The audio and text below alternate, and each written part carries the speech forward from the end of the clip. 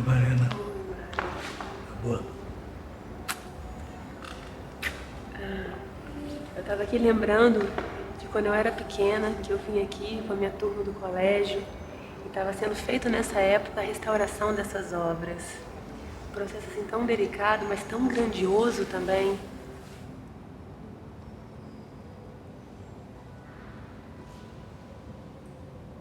Como se dá esse processo de restauração? A restauração é um mal necessário. O quadro faz muito bem, porque ele volta a tentar recuperar sua juventude, que é sempre um sonho humano, né?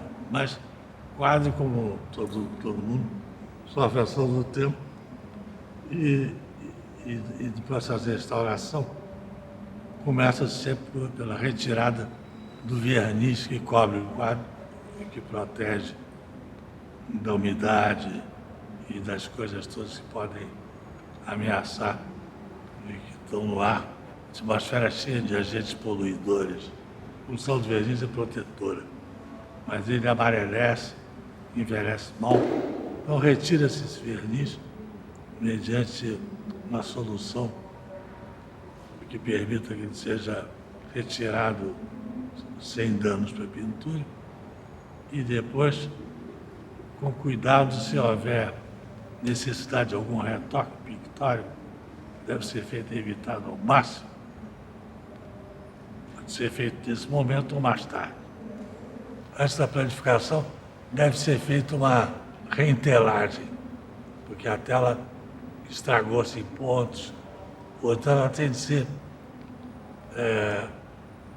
adaptada a uma outra tela do mesmo tamanho e que antigamente existia nessas grandes dimensões.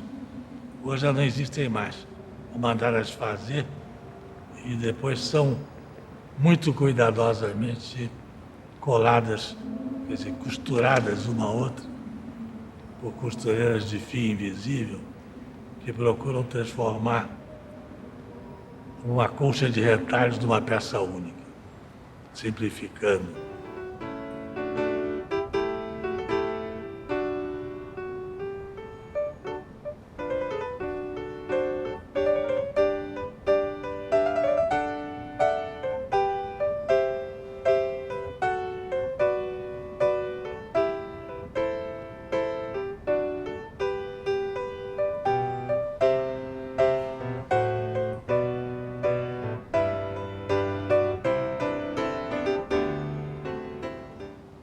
O quadro anterior é então colado sobre essa tela que foi previamente planificada. Ou seja, tirou-se qualquer possibilidade dela ter curvaturas antes da colagem. Ela tem de ser colada plano em cima de plano, perfeitamente esticados e coincidentes. Uma vez isso feito, o quadro está protegido pela frente, com novo verniz, e nos fundos por essa reentelagem.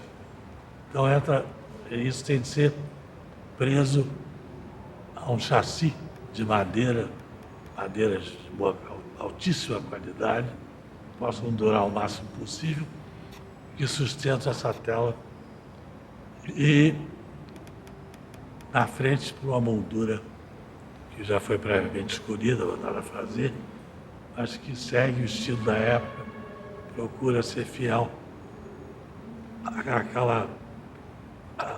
àquele problema da contemporaneidade entre a obra e a moldura. E assim o quadro fica pronto para ir para a parede. Mas você sabe que tudo no mundo que é muito tradicional, o uso da madeira no chassi, por exemplo, parecia uma dessas verdades imutáveis na pintura.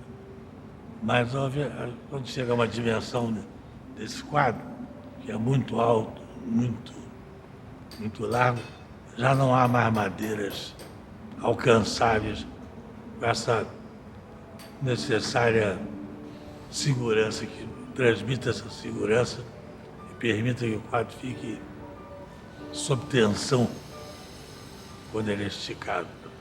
Então, da madeira passou-se ao alumínio, metal leve e muito resistente. E assim foram feitas essas bases de sustentação da tela, não em madeira, mas em alumínio. Você pode me dizer um pouco dessas obras? Quem eram os pintores? Em que época elas foram pintadas? Vou falar sobre essa especialidade de fazer pintura de batalha, né? Porque a pintura nesse período era a grande difusora das ações militares, que eram consideradas as ações principais de defesa e de ataque de um país, né? Então, isso não era um quadro, isso era uma ação de guerra psicológica, como são hoje os filmes americanos antes das invasões. Eles amedrontam o mundo inteiro com novas explosões. E esses filmes tinham um pouco essa função de mostrar ao inimigo a sua força. E eram feitas de uma maneira muito estranha, porque tinha cada desenho desse, cada figura dessa, correspondia a uma posição, e ele levava o modelo ao vivo para o ateliê, e ele era todo, tinha os apoios de braço para ficar naquela posição.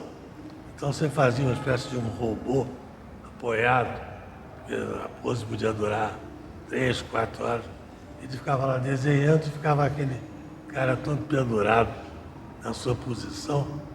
Ele ia desenhando essas coisas e compondo esses modelões de quadro, que às vezes ultrapassa até o tamanho natural.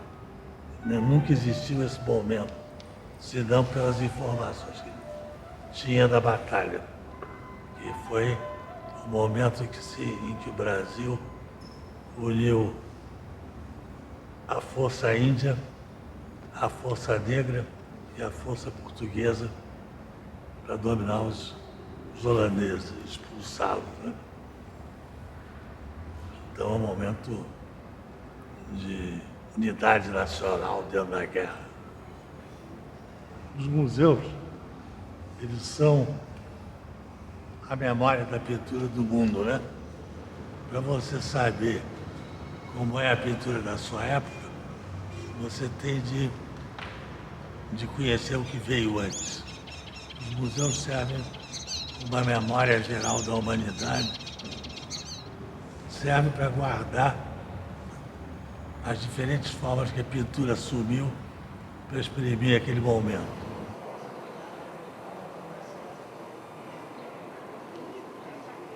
A arte, se não toca o coração humano, fica muito difícil de ser localizada como tal. Porque muita coisa é arte, muita coisa gostaria de ser arte. Picasso é capaz de fazer de um guidon uma cabeça de cabra ou qualquer coisa fabulosa. O outro é capaz de pegar 2 chapinhas e achar que está inventando o mundo. A arte é ideia, a ideia é muito mais difícil de ser julgada como arte do que a beleza. A arte com a filosofia não se dão bem, porque a filosofia é a beleza do pensamento. Quanto mais ele é capcioso, quanto mais ele é abrangente e muitas vezes mentiroso, por impossibilidade de alcançar os níveis que a arte atinge. A arte atinge níveis de sensibilidade. E a filosofia, níveis de compreensão. A arte contém a beleza como última instância da verdade.